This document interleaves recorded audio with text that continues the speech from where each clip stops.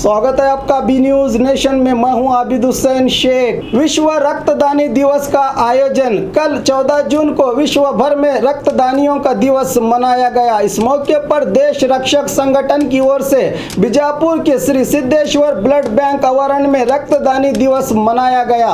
इस मौके पर 59वीं बार रक्तदान करने वाले संतोष कुंतुल की प्रशंसा की गई। रोहा आप्टे ने कहा कि 1 यूनिट खून देने से 3 लोगों की जान बचाई जा सकती है। युवकों से निवेदन किया कि ज्यादा से ज्यादा रक्तदान करें। ब्लड बैंक के कांतु भोसले ने कहा कि हर युवक blood to save organization website पर अपना नाम रजिस्टर करे ताकि जरूरत पड़ने पर मुहैया हो सके। ब्लड बैंक के मालिक गुरुराज चरण गौड़ा के अलावा और भी लोग इस रक्तदान कार्यक्रम में भागी रहे। और खबरों के लिए देखते रहिए बी न्यूज नेशन।